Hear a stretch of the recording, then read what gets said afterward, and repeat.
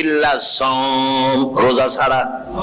নবীজি বলেছেন রমজান মুবারকে কেউ যদি একটি নফল কাজ আদায় করে, একটি নফল ইবাদত করে, অন্য মাসের একটি ফরজ আদায় করার সওয়াব আল্লাহ পাক নামায়ে আমলে দিয়ে দিবেন।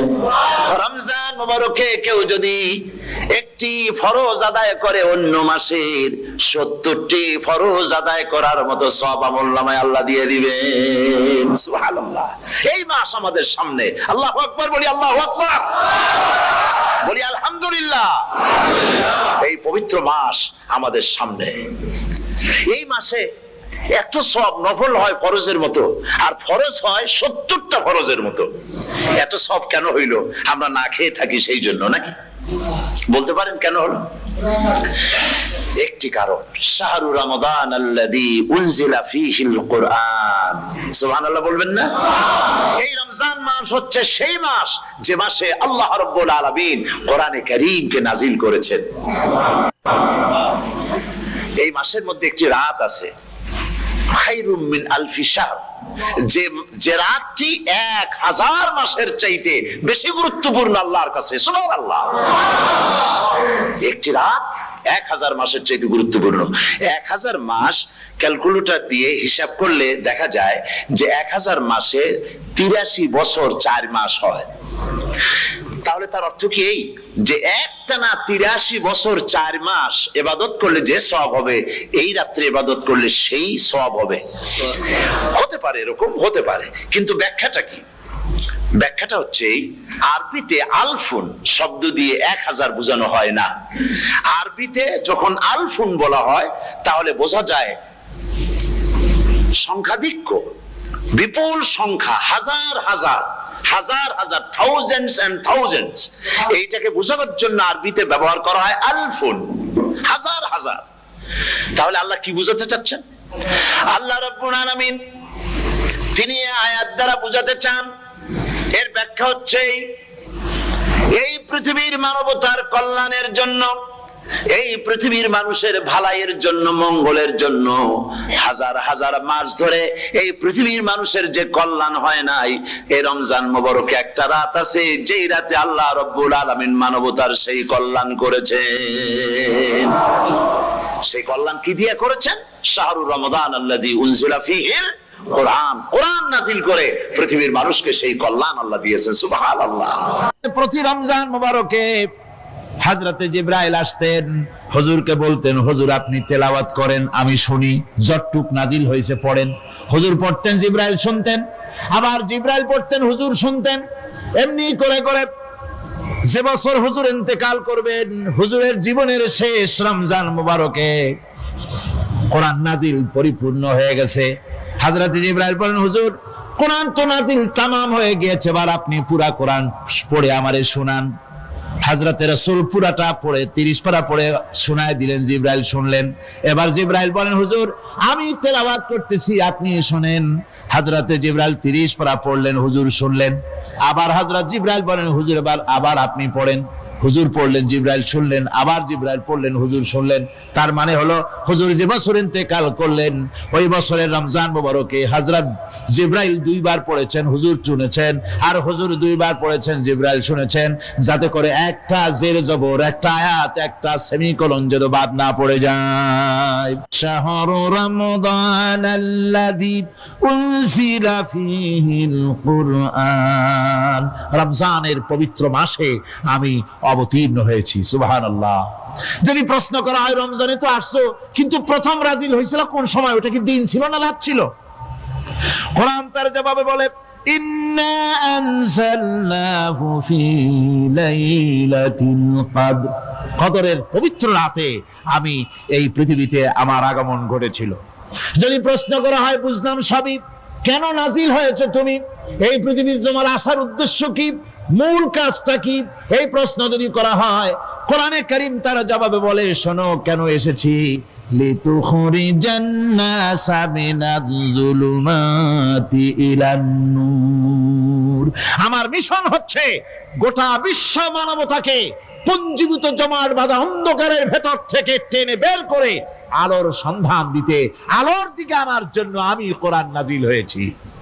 আল্লাহ পাক আমাদের জন্য একটি পবিত্র মাস আমাদেরকে দিচ্ছেন, দান করেছেন, যে মাসটির নাম হচ্ছে রমাদান।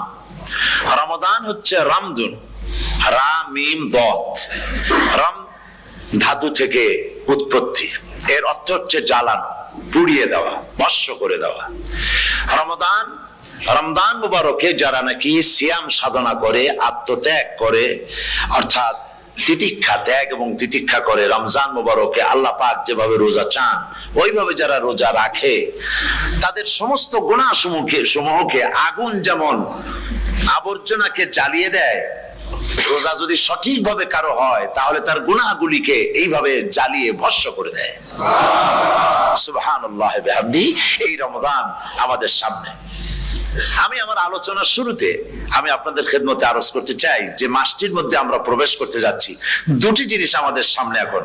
একটি হচ্ছে আমরা মাহে রমজানকে ইস্তেকবাল করতে যাচ্ছি, মাহে রমজান আমাদের সামনে। দোয়া করে নেই যে আল্লাহ পাক এই পবিত্র রমজানের সম্মান করার মতো তৌফিক আমাদেরকে দান করো, আর যেভাবে রোজা রাখলে পরে তুমি খুশি হও সেইভাবে আমাদেরকে রোজা রাখার তৌফিক দান করো, বলি আমিন। এটি হচ্ছে সর্বশ্রেষ্ঠ মাস আল্লাহ পাক মুসলমানদের জন্য দান করেছেন। আবারও বলি আলহামদুলিল্লাহ। কোরআন শরীফের মধ্যে আল্লাহ সমস্ত ইবাদতের কথা বলেছেন, কিন্তু ডিটেইলস আলোচনা করেন নাই।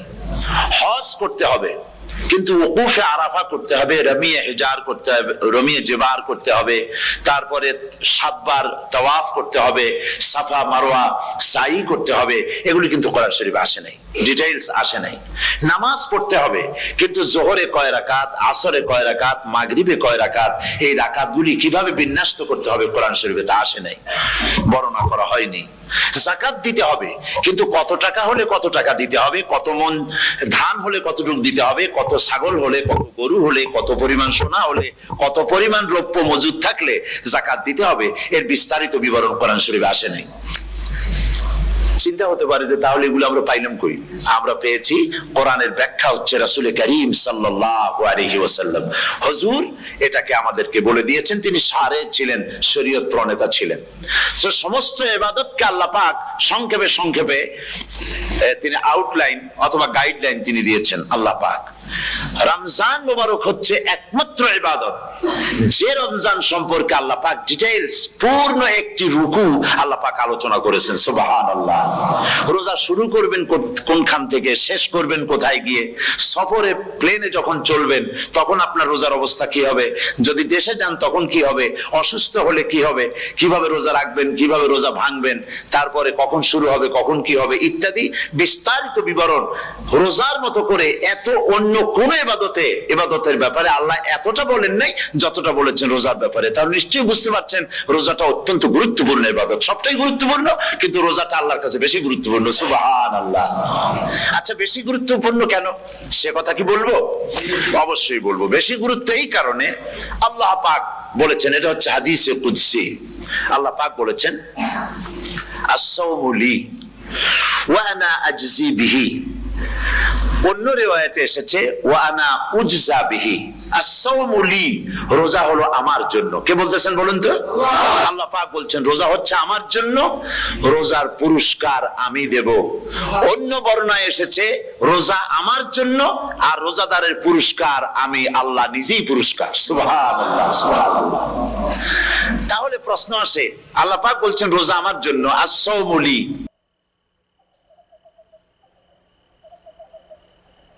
আল্লাহ পাক বলে বান্দা যখন আমাকে ডাকে আমি বান্দার একদম নিকটে, তার ঘাড়ের চাইতেও নিকটে। ওয়া নাহানু আকরাবু ইলাইহি মিন হাবলিল ওয়ারিদ।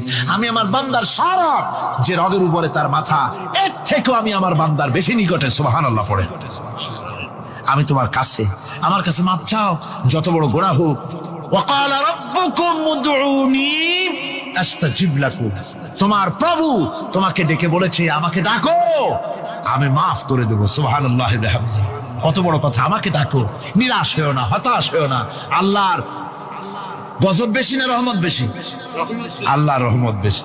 হাদিসে কুদসির ভিতরে এসেছে, আল্লাহ পাক বলেছেন কোন বান্দা যদি আমার দিকে 1 বিঘত অগ্রসর হয়, আমার রহমত তার দিকে এক হাত এগিয়ে যায়। কোন বান্দা যদি আমার দিকে হেঁটে আসে, আমার রহমত তার দিকে দৌড়ে যায়। বান্দা যখন আল্লাহর দরবারে দুহাত উঁচু করে চোখের পানি ফেলে দেয়, মুসলিম শরীফের হাদিসের ভিতরে এসেছে, গভীর রাত্রে, রাতের তৃতীয় অংশে আল্লাহ রাব্বুল আলামিন প্রথম আকাশে আসেন আর ডেকে বলেন, পৃথিবীতে আছো নাকি কেউ গুনাহ করে জীবন বরবাদ করে দিয়েছো, আমার কাছে মাপ চাও। ঋণগ্রস্ত আছো, অসুস্থ আছো, অপমানিত আছো, কে আছো মাজলুম, আমাকে ডাকো, আমার কাছে বলো, আমি ডাকের সাড়া দেব, জীবনের আশা পূরণ করে দেব। ওই সময় যেই সমস্ত লোকেরা কাঁদে তাহাজ্জুদের নামাজ পড়ে, আল্লাহ জিজ্ঞেস করেন ফেরেশতারা, অমুক অমুক দেশ অমুক অমুক বান্দারা কাঁদে কেন? ফেরেশতারা বলে, রব্বুল আলামিন তুমি তো ভালো করে জানো। আল্লাহ বলেন, জানি, তবুও তোমাদের মুখে শুনতে চাই। তারা বলে, রব্বুল আলামিন তোমার এই বান্দা গুনাহ করেছি, গুনার জন্য মাফ চায়, জাহান্নাম থেকে বাঁচতে চায়। আল্লাহ পাক বলেন, ফেরেশতারা আমার এই বান্দারা আমারে দেখেছে নাকি? বলে দেখে নাই। বলে আমার দোজখ দেখেছে নাকি? বলে না, তাও দেখে নাই। আমার বেহেশত দেখেছে নাকি? বলে না, তাও দেখে নাই। আল্লাহ পাক বলেন, ফেরেশতারা সাক্ষী থাকো, ওরা আমাকে দেখে নাই, আমার বেহেশত দোজখ কিছুই দেখে নাই, শুধুমাত্র আমার নবীর কথা, আমার কোরআনের কথা বিশ্বাস করে আরামের ঘুমকে হারাম করে যেভাবে তারা কাঁদতেছে, সাক্ষী থেকে যাও ফেরেশতারা, আবার রহমতের দরিয়ায় জোশ মেরেছে, আমার ওই ক্রন্দনরত বান্দাগুলিকে আমি আল্লাহ মাফ করে দিলাম। সুতরাং মুমিন বান্দা যারা, আল্লাহর মুমিন বান্দা যারা, এই ইমানের কোয়ালিটি, এটাও হতাশায় নিরাশায় ভেঙে পড়বে না। গুনাহ তো মানুষই করে, গুনাহ হয়ে গেছে, মাপ চাও। তোমার গুনাহ কদ্দূর? তোমার গুনাহ যদি হয় পাহাড় সমান, আল্লাহর রহমত আকাশ সমান। জাহান্নামের কঠিন শাস্তি থেকে বাঁচতে হলে আল্লাহর প্রতি ঈমান আনতে হবে। আর ঈমান আনলে যে কোয়ালিটি গুলি হওয়া উচিত, সেগুলি আমি আপনাদের সামনে আলোচনা করছি। এরপরে আরেকটি কোয়ালিটি হবে মুমিনের, তা হলো কঠোর কঠিন বিপদে অবিচল থাকবে, বিপদে ভেঙে পড়বে না। বিপদ আপদ, শত্রুতা, ক্ষয় ক্ষতি যা কিছু হয় সবই আল্লাহর পক্ষ থেকে, এটা মেনে নিতে হবে এবং ধৈর্য ধারণ করতে হবে। বিপদ মুসিবত শুধু উম্মতের জন্য নয়, দুনিয়ার সমস্ত নবীদের বিপদ এসেছে, হয় নাই? নবীদের বিপদ আসে নাই? কোরআনে কারীম থেকে শুনুন, আল্লাহ রাব্বুল আলামিন বলেন, وَكَذَلِكَ جَعَلْنَا لِكُلِّ نَبِيٍّ عَدُوًّا مِنَ الْمُجْرِمِينَ। আল্লাহ পাক বলেন, এমনি করে আমি সকল নবীদের শত্রু বানিয়ে দিয়েছি সব পাপিষ্ঠ আর অপরাধ প্রবণ লোকদেরকে। প্রত্যেক যুগে নবীদের শত্রু ছিল, প্রত্যেক যুগে নবীদের কি ছিল? শত্রু ছিল। সে শত্রু কারা ছিল? আল্লাহ পাক বলছেন, নবীদের শত্রু ছিল পাপিষ্ঠ আর অপরাধ প্রবণ লোক, এরাই ছিল নবীদের দুশমন। রাসূলগণের অবস্থা যদি এই হয়, তাহলে তার উম্মত, ওই দিনের ধারক বাহক যারা, তাদের বুঝি বিপদ আপদ হবে না নাকি? হবে কিনা? তো ইসলামের বিরোধিতা যারা করে, কোরআনের পরিভাষায় বলা হয়েছে ইসলামের দুশমন, নবীদের দুশমন। দুনিয়ার সব পাপিষ্ঠ আর অপরাধ প্রবণ লোকেরাই ইসলামের দুশমন হয়, নবীদের দুশমন হয়। আজও দেখেন, আজও তাকিয়ে দেখেন, ইসলামী আন্দোলনের বিরোধিতা যারা করে তারা পাপিষ্ঠ চরিত্রের কিনা, তাকায় দেখেন, খুঁজে দেখেন, সর্বত্র খুঁজে দেখুন, খুঁজে দেখুন। যারা ইসলামী আন্দোলনের বিরোধিতা করে, যারা ইসলামকে মিটিয়ে দেওয়ার চেষ্টা করতেছে, যারা ইসলামকে মৌলবাদ বলে, ইসলামকে সাম্প্রদায়িক বলে, কোরআনে কারীমের কথা কত স্পষ্ট যে নবীদের দুশমন হয়, ইসলামের দুশমন হয় মুজরিম লোকেরা, অপরাধ প্রবণ আর পাপিষ্ঠ লোকেরা। আজও আমরা দেখতে পাই এই শ্রেণীর লোকেরা পাপিষ্ঠ এবং সবচাইতে সমাজের নিকৃষ্ট ধরনের চরিত্রহীন লোক। নামাজ নাই। আপনি খুঁজে দেখেন, ইসলামী আন্দোলনের বিরোধিতা যারা করছে, যারা নেতৃত্ব দিচ্ছে, নামাজ নাই, রোজা নাই, চরিত্র নাই, হজ নাই, যাকাত নাই, মদ, জুয়া, জেনা, ব্যভিচার ইত্যাদিতে লিপ্ত। চেহারা দেখলে ছেলেপেলেরা 2 গ্লাস পানি খায় ভর ছোটে। কথা ঠিক কিনা কয়? এই হলো অবস্থা। মারে কেন? মুমিনদেরকে, পয়গম্বরদেরকে, সাহাবীদেরকে এবং ঈমানদারদেরকে মারে কেন? তার কারণ হচ্ছে আল্লাহ রাব্বুল আলামিন বলেছেন, ওয়া মা নাকামু মিনহুম ইল্লা আইয়ুমিনু বিল্লাহিল আজিজিল হামিদ। কাফিররা ঈমানদার লোকদেরকে অন্য কোন অপরাধী নির্যাতন চালায় না, নির্যাতন চালায় শুধু এই কারণে যেহেতু মুমিন লোকেরা পরাক্রমশালী, আল্লাহ রাব্বুল আলামিনের দ্বীনকে কায়েম করতে চায়, তার উপরে ঈমান এনেছে, এই কারণেই তারা মারে। ঠিক কিনা কর? যুগে যুগে নবীদের উপরে, সাহাবীদের উপরে যে অত্যাচার হয়েছে, সে অত্যাচার এই কারণেই হয়েছে, অন্য কোনো কারণে নয়। এই কঠিন বিপদে অবিচলতা এবং ধৈর্যের দৃষ্টান্ত নবীগণ পেশ করেছেন পৃথিবীর বুকে। আমরা দেখেছি ইব্রাহিম আলাইহিস সালামকে আগুনে ফালানো হয়েছে, আছে না কোরআন শরীফে? আমি কিন্তু গল্প করতেছি না, সব কোরআনের কথা। কিসের কথা? ইব্রাহিম আলাইহিস সালামকে আগুনে ফালানো হচ্ছে। অপরাধ কি? অপরাধ হচ্ছে হযরত ইব্রাহিম আলাইহিস সালাম দাওয়াত দিয়েছেন লা ইলাহা ইল্লাল্লাহ। জোরে পড়েন লা ইলাহা ইল্লাল্লাহ, লা ইলাহা লা ইলাহা ইল্লাল্লাহ মুহাম্মাদুর রাসূলুল্লাহ। হযরত ইব্রাহিম আলাইহিস সালাম দ্বীনের দাওয়াত দিয়েছেন, এক আল্লাহর দাওয়াত দিয়েছেন, ঈমানের দাওয়াত দিয়েছেন। আর কোন অপরাধ ছিল না। নমরুদ সহ্য করতে পারল না।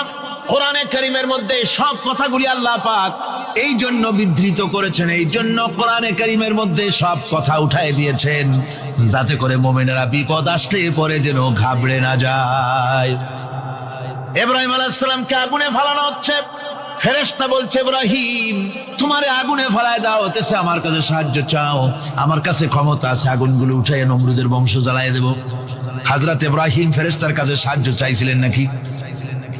তিনি বললেন, ফেরেশতা তোমার কাছে সাহায্য কেন চাইব? আমি তো এমন কোন অন্ধ আল্লাহর ইবাদত করি না যেই অন্ধ স্রষ্টা তার গোলামের দুঃখ দুর্দশা না দেখেন। আমি তোমার কাছে সাহায্য চাইব না। হযরত ইব্রাহিম আলাইহিস সালাম পাশ করলেন। কি বলেন, পাশ করছেন না? ঈমানের পরীক্ষায় পাশ। আগুনের মধ্যে হযরত ইব্রাহিমকে যখন ফেলানো হচ্ছে, রব্বুল আলামিন আগুনের প্রতি নোটিশ করে দিলেন, ইয়া নারু কুনি বারদাও ওয়া সালামান আলা ইব্রাহিম। আগুন আমার ইব্রাহিমের জন্য শান্তিদায়ক, ঠান্ডা হয়ে যা।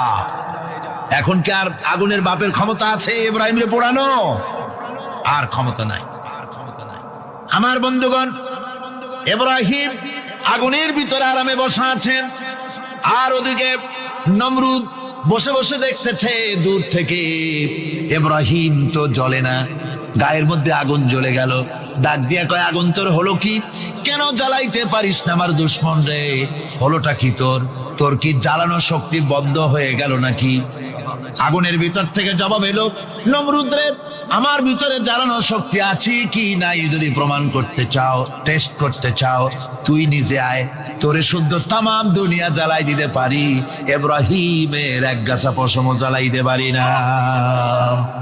তার কারণ হচ্ছে আমি হচ্ছি মাখলুক, আল্লাহ হচ্ছেন খালিক।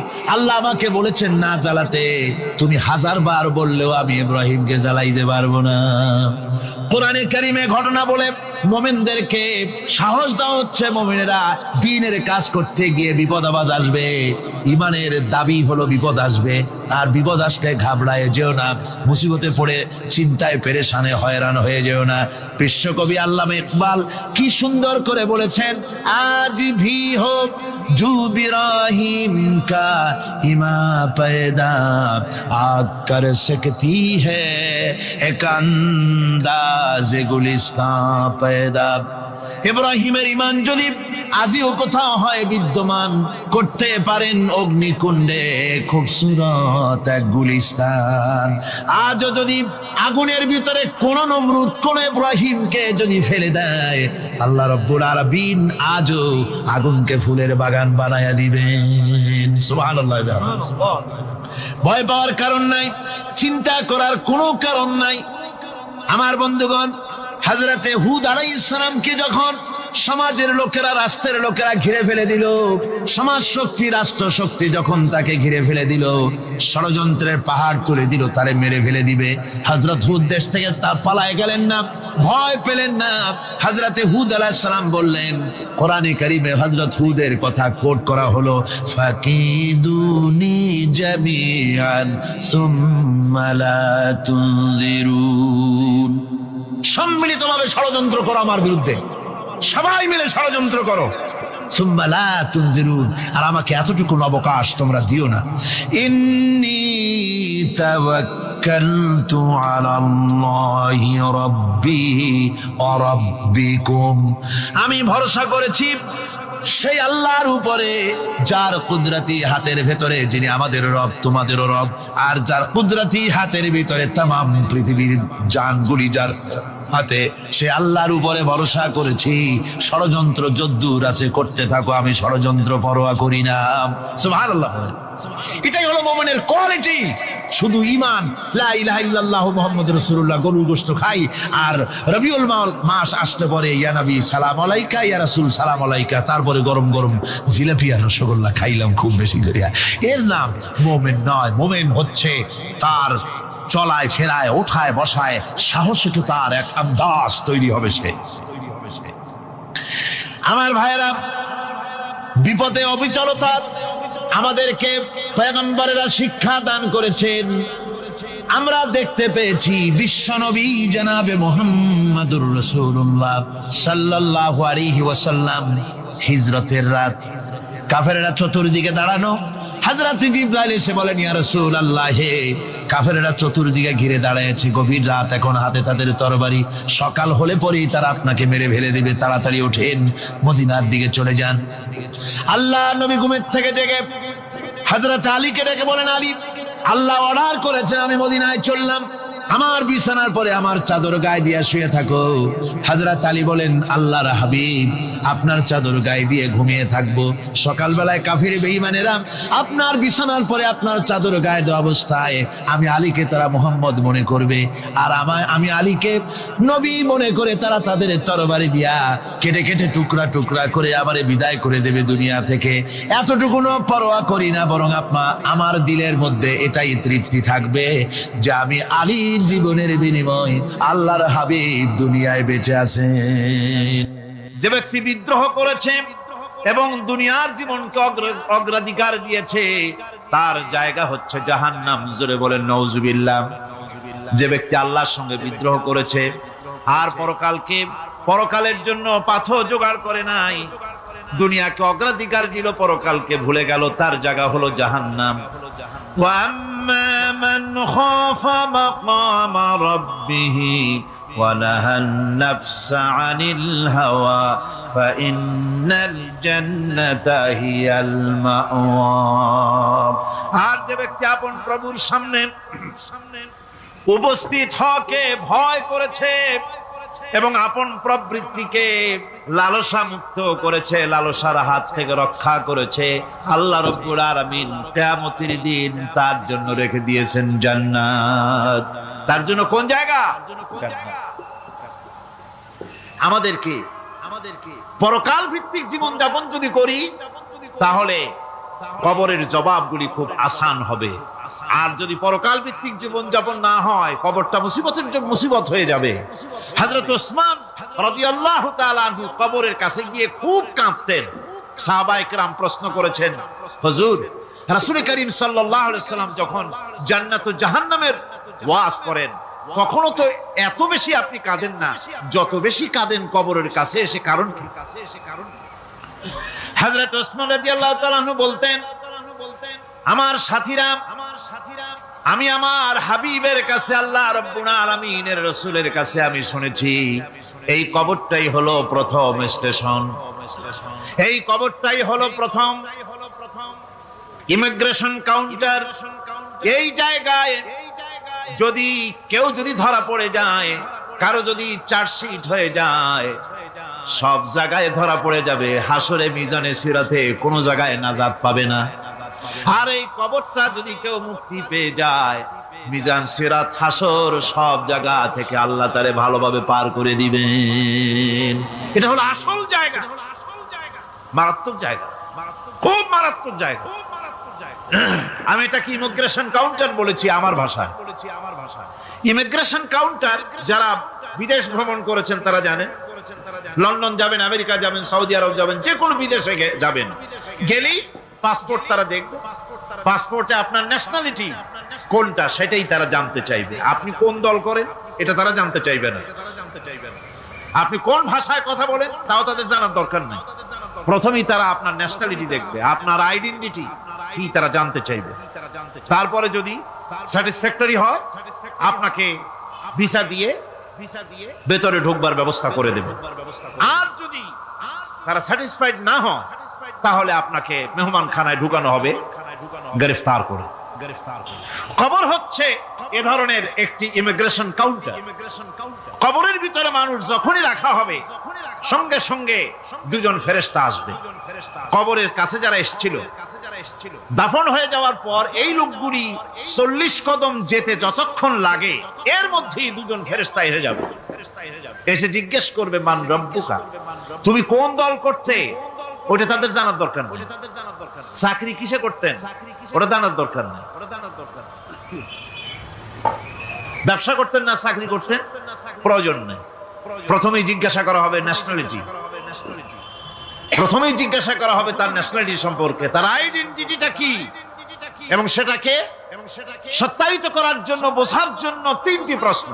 প্রথম প্রশ্ন, মান রব্বুকা ওয়া মা দীনুকা ওয়া মান নাবিয়্যুকা, তোমার রব কে, তোমার দ্বীন কি, তোমার নবী কে।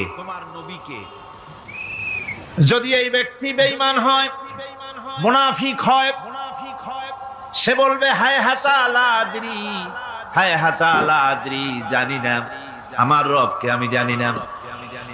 তোমার দিন কি, দিন কারে কয় বুঝি না।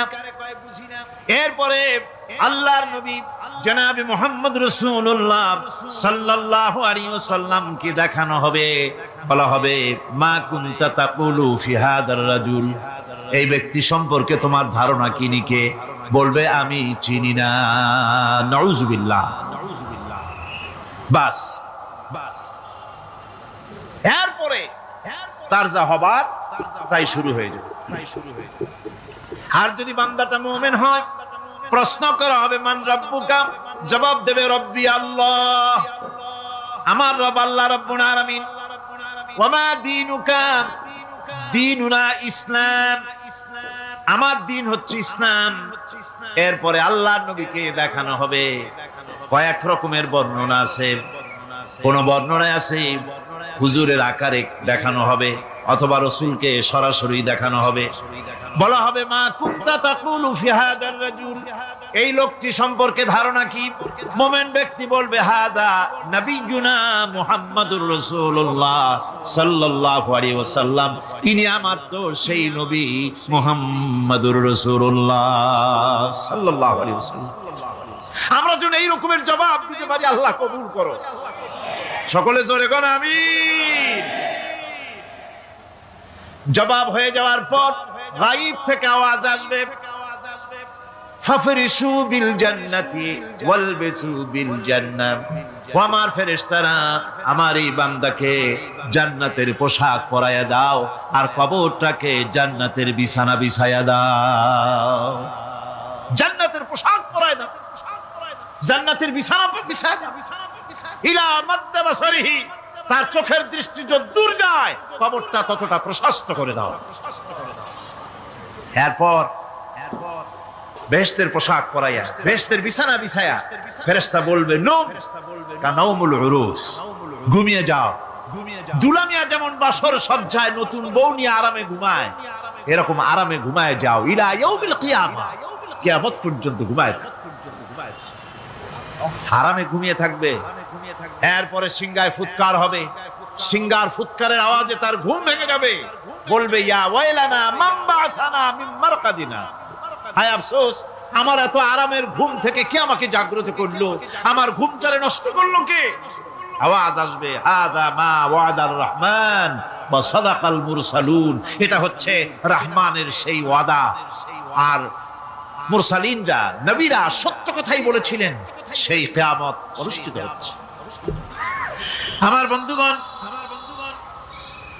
সেজন্য এই দুনিয়ার মোহে পড়ে থাকলে পরে দুনিয়ায় যারা অগ্রাধিকার দিবে দুনিয়াকে পরকালের তুলনায়, জবাব দিতে পারবে না কবরের ভিতরে গিয়া। আর যারা পরকালকে অগ্রাধিকার দিবে, দুনিয়ার চাইতে পরকালকে বেশি অগ্রাধিকার দেবে, আর আল্লাহর ভয় কলিজার ভিতরে রাখবে, কবরের জবাব সঠিকভাবে দিতে পারবে, কিয়ামতের দিন আল্লাহ রাব্বুল আলামিন তাদের জন্য জান্নাত দান করবেন। জোরে বলেন আমিন। দুনিয়াটা হচ্ছে দুনিয়া যেখানে আমরা আছি। আমি আগেই বলেছি, দুনিয়া হচ্ছে আদনা শব্দ থেকে এর উৎপত্তি হয়েছে।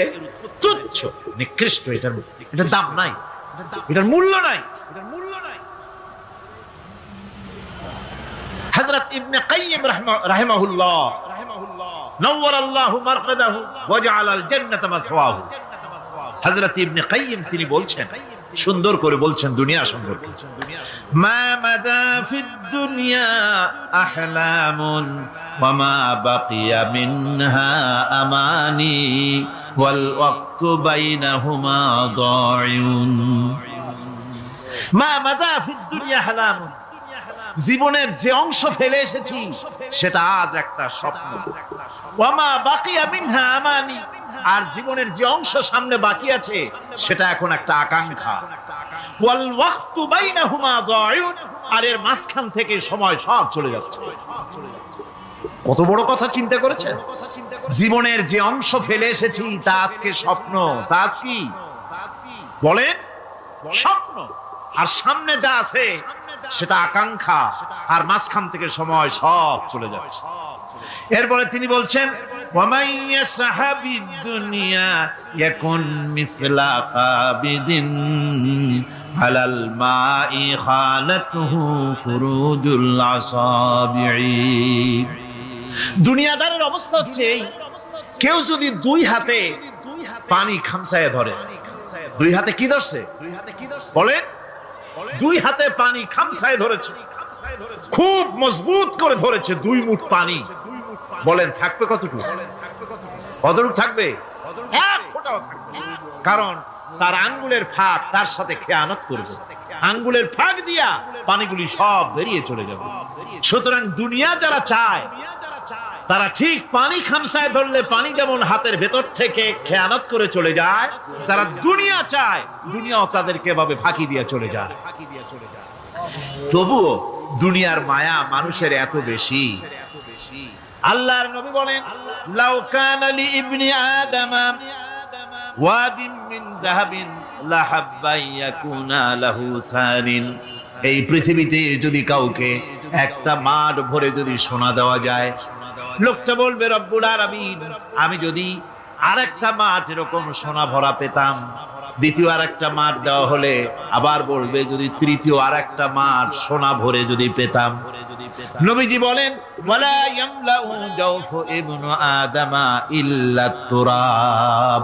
মানুষের পেট 3.5 হাত মাটি ছাড়া, কবরের মাটি ছাড়া মানুষের পেট ভরবে না। আরো চাই, আরো চাই, চাওয়ার কোনো শেষ নাই। মানুষ এভাবে করে দুনিয়ার মহব্বতে এমনি পাগল হয়ে যায়, শুধু দুনিয়ার মহব্বত, পরকালকে বেমালুম ভুলে যায়।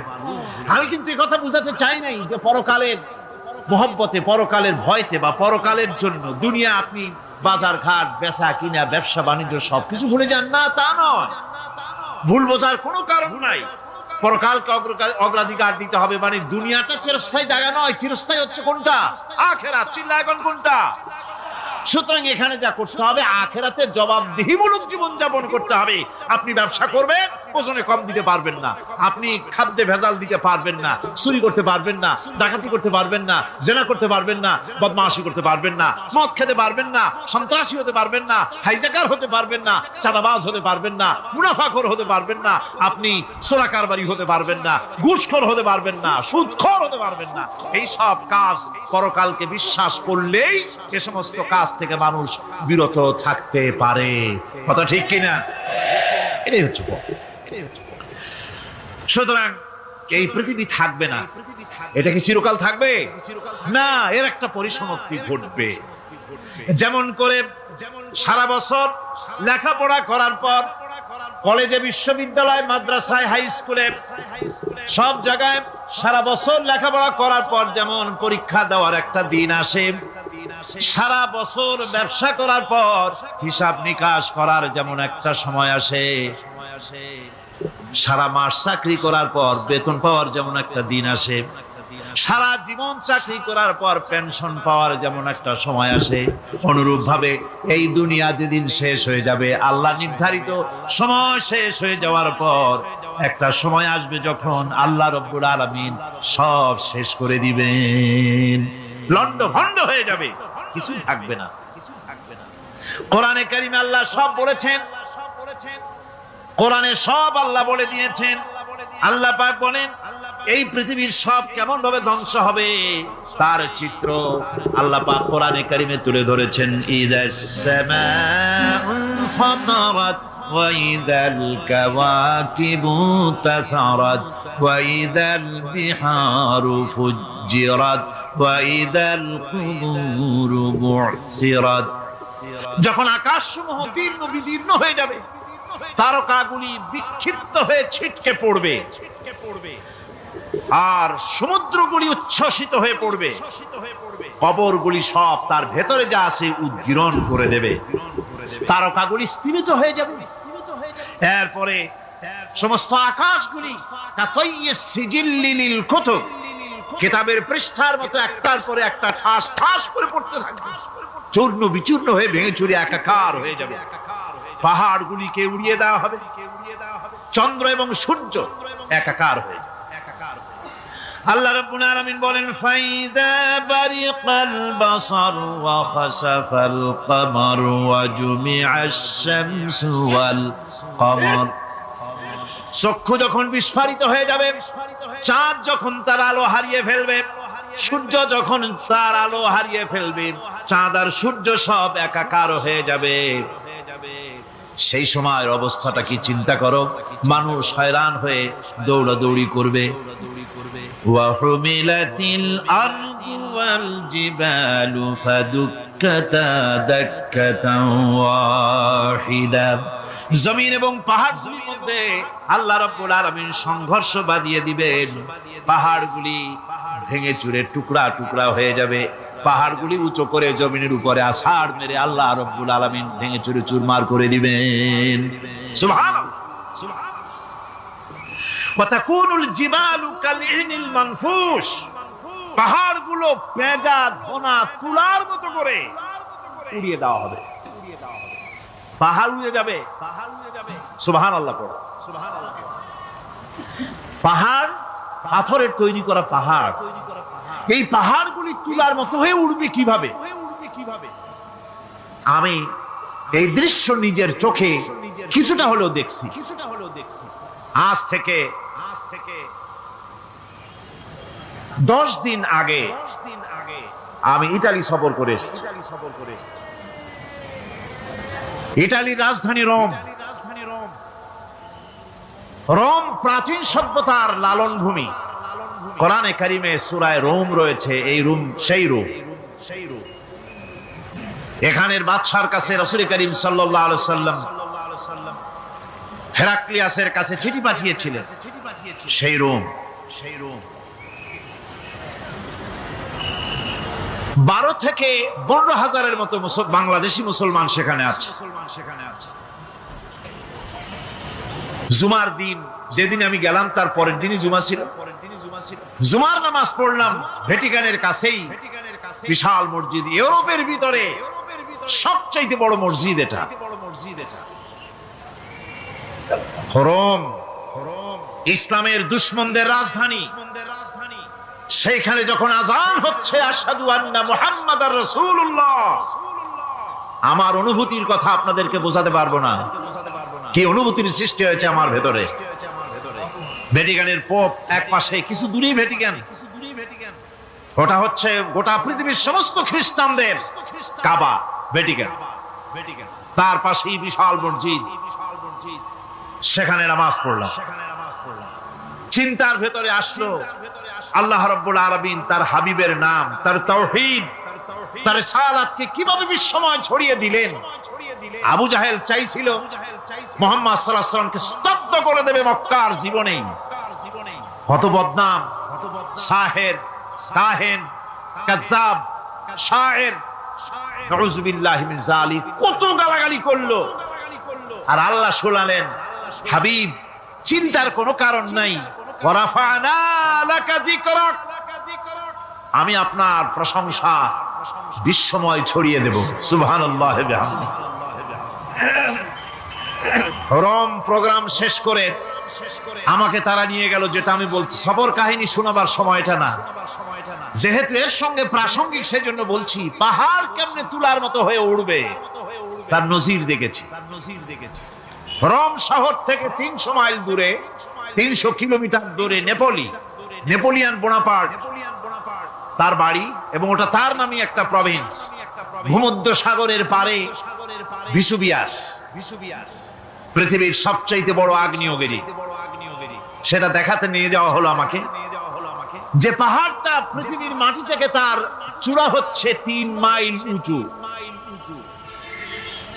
এর 2 মাইল গাড়িতে করে ঘুরে ঘুরে যাওয়া যায়, এরপর আর গাড়িতে যাওয়া যায় না, বাকিটুকুন যেতে হবে হেঁটে হেঁটে।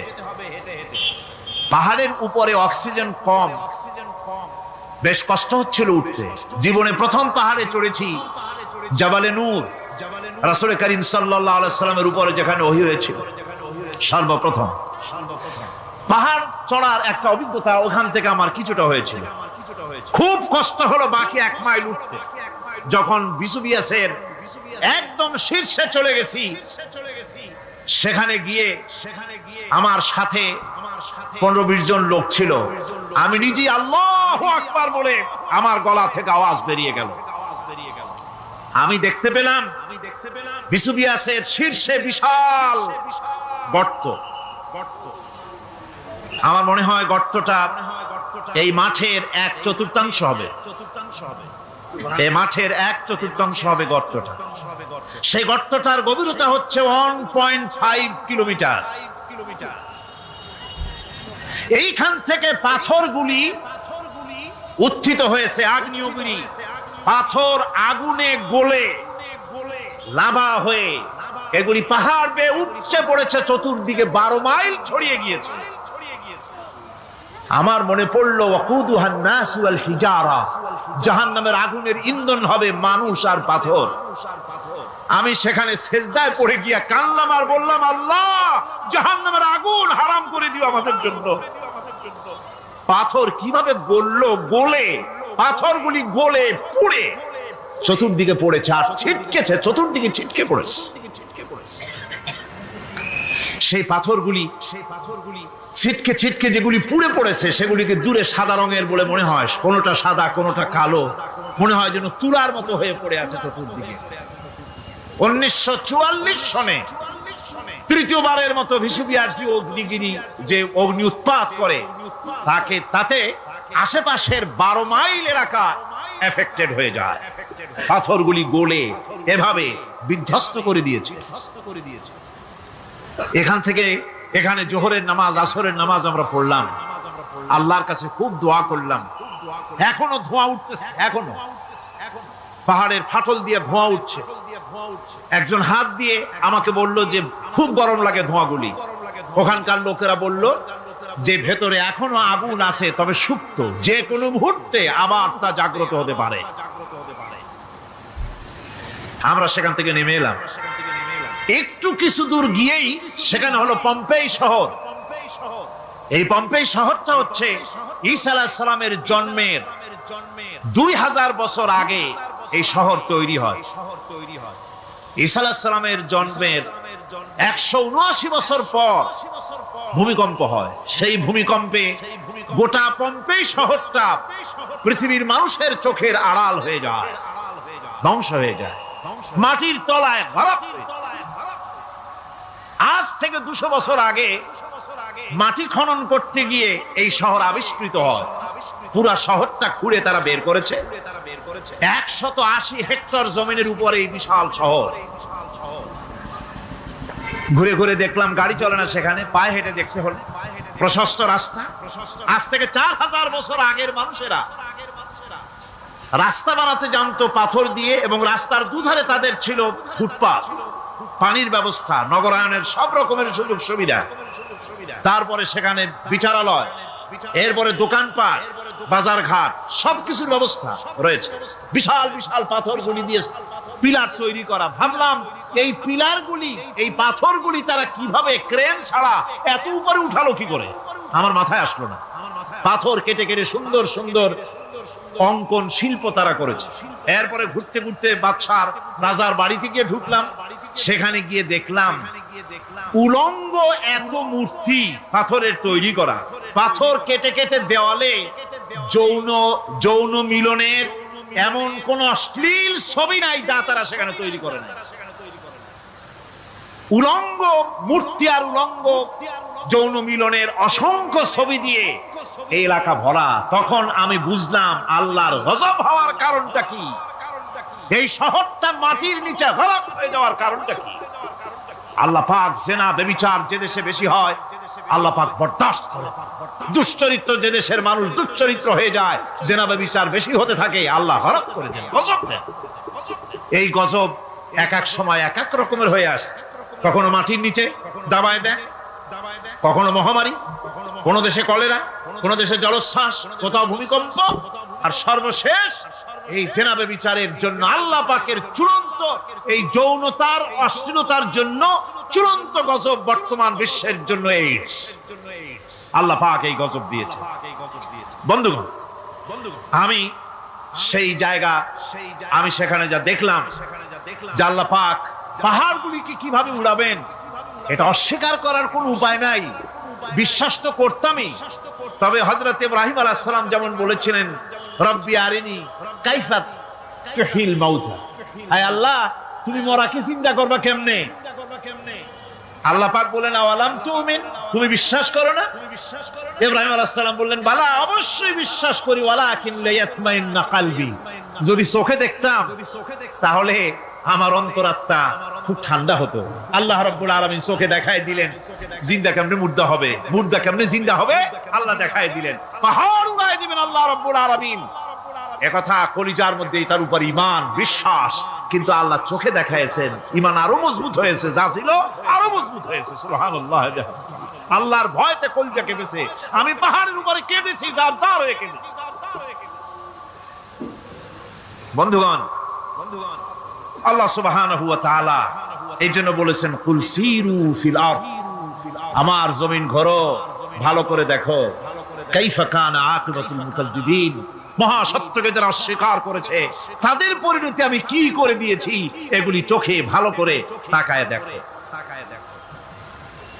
আমার বন্ধুগণ, সুতরাং এই পৃথিবীর অবসান হবে, এই পৃথিবী ধ্বংস হবে, এই পৃথিবী চূড়ান্ত ভাবে শেষ হয়ে যাবে। হ্যাঁ, আরেকটি কথা বলতে হয়, সেটা হচ্ছে যে এই রোম থেকে আরেকটু দূরে 900 মাইল দূরে হচ্ছে সিসিলি। 900 মাইল দূরে, সেখানে এই সিসিলি মুসলমানেরা শাসন করেছিল 350 বছর। সেই সিসিলিতে রয়েছে 360টা মসজিদ মুসলমানদের করা। সমস্ত মসজিদগুলি আজ তালা বন্ধ, একটা মসজিদও খোলা নাই। সেখানকার মুসলমানেরা ওয়াজ শুনতে এসেছিল রোমে। আমি তাদের জন্য পরামর্শ দিয়েছি যে গভর্নমেন্টের কাছে তোমরা দাবি জানাও যে অন্তত একটা মসজিদের দরজা আমাদের জন্য খুলে দাও। রোমের অবস্থানরত প্রবাসী বাংলাদেশি মুসলমানেরা আমাকে বলেছে, তাদের অনেকের বাড়ি চট্টগ্রামেও আছে, আমাকে বলেছে তাদের চোখে পানি আসছে বলার সময় যে চিরঙের তাফসীর মাহফিল যখন আসে কলজাটা কাঁদতে থাকে যাওয়ার জন্য। তো যাওয়া তো সম্ভব না এত দূর থেকে, আমাদের সালাম বলে দিবেন যত লোক আসবে, আর আমাদের জন্য দোয়া করতে বলবেন যেন এই রোমের ভিতরে আমরা ইসলামের আদর্শের ভিত্তিতে আমরা যেন চলতে পারি। আপনারা দোয়া করুন তাদের জন্য। ভাইরা আমার, এই পৃথিবী একদিন পরিসমাপ্তি ঘটবে এবং আল্লাহর দরবারে আমাদেরকে উঠতে হবে এবং সেখানে আমাদের বিচার হবে। সেখানে আমাদের কি হবে? বিচার হবে। আল্লাহ পাক বিচারটাকে নির্ভুল করার জন্য, সঠিক করার জন্য প্রত্যেকের গলায় আমলনামা ঝুলায় রাখছে। এখানে রেকর্ডের ব্যবস্থা করা হয়েছে। আল্লাহ পাক বলছেন ওয়া কুল্লা ইনসানিন আলজামনাহু তাইরাহু ফি উনুকিহি ওয়া নুখরিজু লাহু ইয়াওমাল কিয়ামাতি কিতাবান ইয়ালকাহু মানশুরা। আল্লাহ পাক বলেন প্রত্যেকের ভালো মন্দ কর্মফল কর্মলিপি আমি তার গলায় ঝুলায় রেখেছি। কিয়ামতের দিন সে নিজের কাছে স্পষ্ট সব দেখতে পারবে, কোনো জিনিস বাদ পড়বে না। তার গলায় তার আমলনামা ঝুলানো আছে, সব রেকর্ড হতেছে। আমরা যা করছি সবগুলি রেকর্ড হয়ে যাচ্ছে। বর্তমান বিজ্ঞানীরা আবিষ্কার করেছে যে মানুষের শরীরের ভিতরে ডিএনএ আছে, রক্তের ভিতরে ডিএনএ, এটা একটা কোডর। মানুষের রক্তের ভিতরে ডিএনএ আছে। যেমন তার ব্রেনের ভিতরে কতগুলি কোষ আছে, এক একটা কোষ এক এক ধরনের কাজ করে, অনুরূপ ভাবে তার শরীরের ভিতরে রক্তের ভিতরে ডিএনএ আছে। এই ডিএনএটা কি? এই ডিএনএটা হচ্ছে, এই ডিএনএ একটা কম্পিউটারের মতো কাজ করতেছে। লোকটা কি করবে, কোথায় যাবে, সে ভালো হবে মন্দ হবে কি হবে, সব তার ডিএনএ এর মধ্যে রেকর্ডকৃত আছে। এটা বোঝার জন্য একটা সুন্দর দৃষ্টান্ত দেওয়া যায়। যেমন এই কাগজটাকে আপনারা মনে করুন একটা গাড়ির ব্লুপ্রিন্ট, একটা গাড়ির ব্লুপ্রিন্ট। এখানে লেখা আছে গাড়ি কিভাবে তৈরি হবে। এই কাগজটা নিয়ে ঘরের মধ্যে রেখে দিলেন।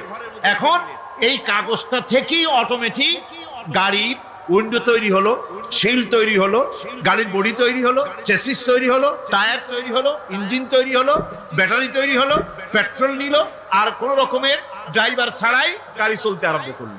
এই কথাটা যদি মনের মাথার মধ্যে আনতে পারেন যে এটা কিভাবে হইতে পারে, এতে লেখা অনুযায়ী যেভাবে হওয়া যদি সম্ভব হয়, অনুরূপ ভাবে মানুষের রক্তের ভিতরে ডিএনএ এরা আবিষ্কার করেছে। এর ভিতরে মানুষের ভালো মন্দ, কোথায় যাবে কি করবে, সবকিছুর মধ্যে রয়েছে। কোরআনে কারীমে আল্লাহ রাব্বুল আলামিন, আমি গত বছরও বলছিলাম যে বিজ্ঞানের আবিষ্কার যত বাড়বে কোরআন বোঝা মানুষের জন্য তত সহজ হবে। কোন সুবহানাল্লাহ। কোরআন বোঝা মানুষের জন্য তত সহজ হবে। সুতরাং মানুষের গলার সাথে আল্লাহ পাক বলছেন যে একটা আমলনামা আমি ঝুলাই দিয়েছি তার গলার সাথে, সে যা করতেছে ওখানে সব লিপিবদ্ধ হচ্ছে, কম্পিউটারাইজড, কম্পিউটারের মতো এগুলি সব গ্রহণ করতেছে। এগুলি কিয়ামতের দিন তার সামনে হাজির করা হবে। কিয়ামতে যখন আমলনামা তার সামনে দিয়ে বলা হবে ইকরা কিতাবাকা কাফা বিনাফসিকাল ইয়াওমা আলাইকা হাসিবা, তাকে বলা হবে নিজের কর্মলিপি নিজেই পড়ো, আজ তুমি তোমার নিজের হিসাব নিতে যথেষ্ট। বন্ধুগণ, এই মাহফিলে যত লোক আমরা বসে আছি, আমরা আমাদের হিসাব নিতে যথেষ্ট না আরেকজন লাগবে? কোন আমরা যথেষ্ট কিনা? কথা বোঝেন নাই। আমি বলতে চেয়েছি এটা, আমরা যদি এখন চোখ বুঝে চিন্তা করি যে পিছনের জীবনে কি করেছি, মনে পড়বে নাকি পড়বে না? বলেন সবাই, পড়বে কি পড়বে না? ছোটবেলায় কবে পায়ের নিচে কাঁটা ফুটেছিল, কবে কোথায় আছাড় খেয়েছিলেন, কবে কার বেল তাল আম কাঁচা আম চুরি করে খেতে গিয়ে কিল খেয়েছিলেন, তারা খেয়েছিলেন, তাকে এখন মনে নাই? আছে। তাহলে কি ওই তাল বেল চুরি করতে গিয়ে যে কিলটা খাইছিলেন সেটাও মনে আছে, ভালো মন্দ সব মনে আছে। তাহলে কোন হোটেলের রুমে কি করছিলেন, কোন স্কুলে কোন কলেজে কি করছিলেন, তারপরে জীবনে ছোট বড় ঘটনাগুলি সব বুঝতে মনে পড়বে না? এবার হিসাব করেন, মনে যদি পড়ে এবার হিসাব করেন আপনি জান্নাতি না জাহান্নামী। আপনি আপনার নিজের হিসাব নেওয়ার জন্য যথেষ্ট। তাকে হিসাব করতে বলা হবে, তোমার হিসাব, তোমার নিজের হিসাব নেওয়ার জন্য তুমি যথেষ্ট, তোমার হিসাব তুমি নিজেই করো, এটা পড়ো। আর সেই কিয়ামতের দিন কোনো সাহায্যকারী মিলবে না। লান তানফাকুম আরহামুকুম ওয়ালা আওলাদুকুম ইয়াওমাল কিয়ামাহ। লান তানফা, কিয়ামতের দিন কোনো ফায়দা হবে না, অবশ্যই কোনো ফায়দা হবে না, কোনো উপকারে আসবে না। কিয়ামতের দিন তোমার সন্তান, তোমার স্ত্রী, তোমার মাল, তোমার সম্পদ কোনো উপকারে আসবে না কিয়ামতের ময়দানে। সেদিন সব তোমার সাথে বিচ্ছা করবে, সব পালায় যাবে। সেখানে উৎকোষেরও কোনো কারবার নাই যে ঘুষ টুস দিয়া, ফেরেশতাদের কোন রকম বুঝবাজ দিয়া, আলাদা কোনো চোরাগলি পথ দিয়া একেবারে ফুট করে ভেসতে চলে যাবেন, এমন কোনো সুযোগ নাই। অনেকে বলে হুজুর এমন কিছু দোয়া শিখায় দেন যাতে ওই সব জেহাদ বোমা এগুলি খুব ভয় পাই, ওসব রাস্তা না, খুব সহজে কিছু দোয়া দুরূদ করিয়া আস্তে করে জান্নাতে চলে যাওয়া যায়, এরকম একটা দোয়া, এরকম একটা পথ বলে দেন। আমি বলি ভাই, এরকমের কোন চোরাগলি আমার রাসূল আবিষ্কার করতে পারেন নাই। আল্লাহর পয়গম্বরের ওই ধরনের কোন পথ আবিষ্কার করতে পারেন নাই। সেখানে কিয়ামতের দিন কাউকে উৎকোষ গ্রহণ করার কেউ নাই, উৎকোষ দেওয়া যাবে না। আর উৎকোষ দিবি নেবার কি, আপনার কাছে কিছু নাইও, থাকলেও নেওয়ার কেউ নাই। এই দুনিয়ায় ফাঁকিবাজি করে বহুত কিছু করা যায়, কিন্তু কিয়ামতের মাঠে এগুলি কিছুই চলবে না। اليوم لا ينفع مال ولا بنون। কিয়ামতের দিন ধন সন্তান সন্ততি আর সম্পদ কোনো কাজে লাগবে না। সেদিন শুধু আমল যদি ভালো হয় কাজে লাগবে, আমল খারাপ হবে সব শেষ হয়ে যাবে। আল্লাহ রাব্বুল আলামিন নবীজিকে ডেকে বলেছেন, নবী আপনি বলেন, কুল মা কুনতু বিদআম মিনার রাসূল, আপনি বলুন আমি কোন নতুন রাসূল নই, আমার আগে অনেক নবী রাসূল পৃথিবীতে এসেছেন, তারা বিদায় হয়ে গেছেন। আমি জানি না কিয়ামতের দিন আল্লাহ রাব্বুল আলামিন আমার সাথে কি ব্যবহার করবেন, আর আমি এও জানি না যে কিয়ামতের দিন আল্লাহ পাক তোমাদের সাথে কি ব্যবহার করবেন। এই আয়াত নাযিল হওয়ার পর আল্লাহর হাবিব তার মেয়েকে ডাকলেন, জামাইকে ডাকলেন, নাতিদেরকে ডাকলেন, আহলে বাইতদেরকে ডাকলেন, আর বললেন, ও আমার মেয়ে কলিজার টুকরা ফাতেমা গো শোনো, কেবলমাত্র আয়াত নাযিল হয়ে গেল, আল্লাহ পাক আমাকে শুনাইছেন কিয়ামতের দিন আমি জানি না আমার সঙ্গে কি ব্যবহার করা হবে, আর এও জানি না যে তোমাদের সাথে কি ব্যবহার করা হবে। ও আমার কলিজার টুকরা মেয়ে ফাতেমা, কিয়ামতের দিন মুহাম্মদ সাল্লাল্লাহু আলাইহি সাল্লামের মেয়ে, এই হিসাবে তোমার নাজাতের ফয়সালা হবে না। ও আমার কলিজার টুকরা নাতি হাসান আর হোসেন, কিয়ামতের দিন মুহাম্মদ সাল্লাল্লাহু আলাইহি সাল্লামের নাতি হিসাবে ফয়সালা হবে না। ও আমার জামাই হযরতে আলী, কিয়ামতের দিন আমার জামাই হিসাবে নাজাতের ফয়সালা হবে না। আমল যদি ভালো হয় ফয়সালা ভালো হবে, জান্নাতে চলে যাবে। আমল যদি খারাপ হয় কার নাতি কার জামাই দেখা হবে না। সুবহানাল্লাহ, কঠিন কিয়ামতের মাঠ। এই পরকালের বিশ্বাস যদি কলিজার মধ্যে ঢোকে মানুষ ভালো হয়ে যাবে। কোন সুবহানাল্লাহ। আপনাদের দৃষ্টিতে পারবে, কথার জবাব যে দিলেন না। পুলিশে কি মানুষের চরিত্র ভালো বানাইতে পারবে? পুলিশের চরিত্র ভালো বানাবে কেনা, সেটাই তো কথা। মানুষের চরিত্র যাতে ভালো থাকে, মানুষের জন্য খারাপ কাম না করে, সেজন্য পুলিশ যাতে খারাপ কাম না করে সেজন্য আরো একটা ডিপার্টমেন্ট আছে না, তারা যাতে খারাপ কাজ না করে সেজন্য আর একটা আছে। এন্টি করাপশনের আবার এন্টি করাপশন আছে, তার উপর আবার এন্টি করাপশন আছে। এন্টিটার অভাব নাই। সুতরাং পুলিশ দিয়া, বিডিআর দিয়া, আর্মি দিয়া মানুষের, দেশের, জাতির চরিত্র ভালো বানানো যায় না। রাসূলুল্লাহ এ দিয়া বানান না, এটা ইসলামের নিয়ম নয়। পুলিশ দিয়া, আর্মি দিয়া দেশের মানুষের চরিত্র ভালো বানানো যায় না। চরিত্র ভালো বানানো যায় কেবলমাত্র পরকালের ভয় দিয়া। কি কিসের ভয় দিয়া? ওই যে মক্কার জীবনে ওই সমস্ত মানুষগুলি যারা চুরি করত, ডাকাতি করত, জেনা করত, বদমাশি করত, যারা শয়তানি করত, যারা মানুষকে খুন করত, এই মানুষগুলি এত ভালো হয়ে গেল, যারা চুরি ছেড়ে দিল, ডাকাতি ছেড়ে দিল, জেনা ব্যভিচার ছেড়ে দিল, এত ভালো হয়ে গেল, পৃথিবীর মধ্যে সেরা মানুষ তারা হয়ে গেলেন। জোরে বলেন সুবহানাল্লাহ। নবীর সাহাবীরা পৃথিবীর শ্রেষ্ঠ সন্তান, নবীর সাহাবীরা পৃথিবীর সেরা মানুষ, তাদের চাইতে সেরা মানুষ নবীদের পরে আর কেউ হতে পারে না। জোরে কোন সুবহানাল্লাহ। নবীর পরে পৃথিবীতে শ্রেষ্ঠ মানুষ কারা? সাহাবায়ে কেরাম রিদওয়ানুল্লাহি তাআলা আলাইহিম আজমাইন।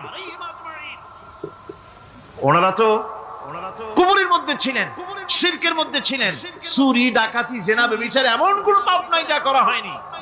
তারপরে যখন আল্লাহর নবীর কাছ থেকে তাওহীদ, রিসালাত ও আখিরাতের দাওয়াত পেলেন। কি সোনার মানুষ এক একজন হয়ে গেলেন, সুবহানাল্লাহ।